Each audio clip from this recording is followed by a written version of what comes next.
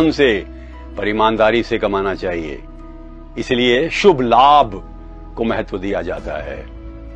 JRD. Tata, Bharat Ratna, एक बार अपने chartered accountant के साथ बैठे हुए थे।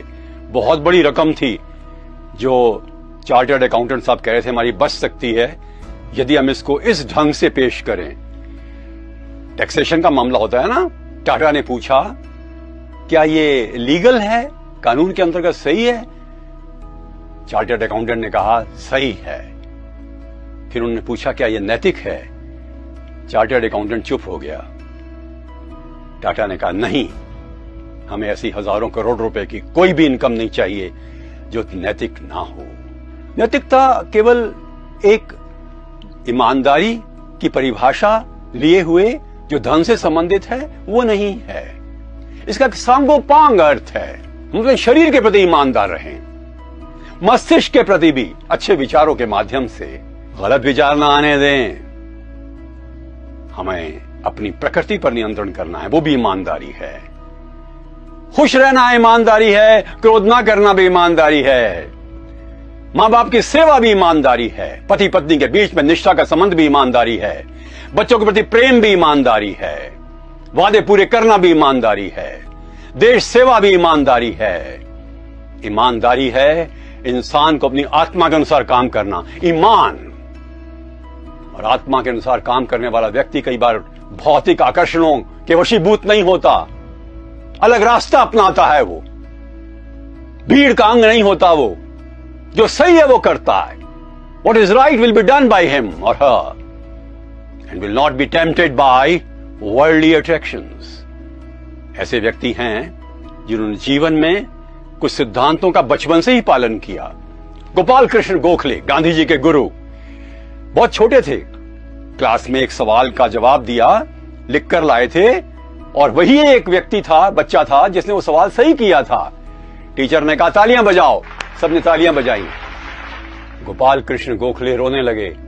क्या बात हो गई, तालियां बज रही तुम्हारे लिए? उसने कहा, यह सवाल मैंने नहीं किया था, मेरे पिताजी ने किया था, इसलिए तालियां गलत हैं। My God, what a level of honesty. जो चीज मेरी नहीं है वो मैं नहीं अपनाऊंगा। क्या लाभ है?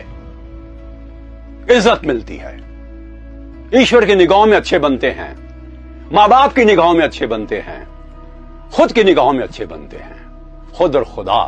हमारे बच्चों को गर्व होता है, देश को गर्व होता है, संस्थाएं से अच्छी बनती हैं, संस्थाएं सच्ची बनती हैं, समाज में परिवर्तन आता है, विश्वास पैदा होता है हमारे प्रति, लोग हम पर भरोसा करते हैं। ऐसी सुंदर एकता आती है, सौम्यता आती है, निष्ठा आती है, विश्वास आता है कि जीवन में सुख और शांति मिलती है।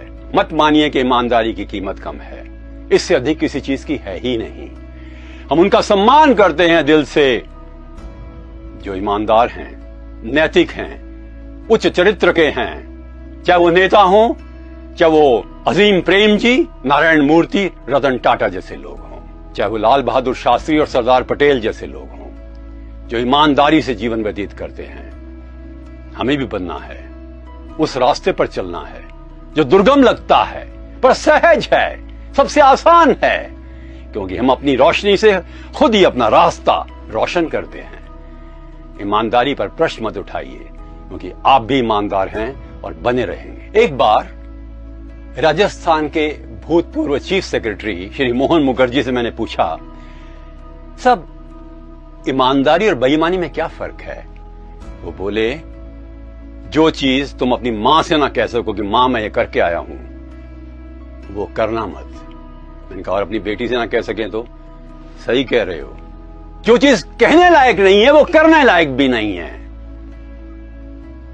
ईमानदारी के रास्ते पर चलने वाला व्यक्ति ईमानदारी का दर्शन अपने जीवन में आत्मसात करता है, और यही ईमानदारी है। नमस्कार।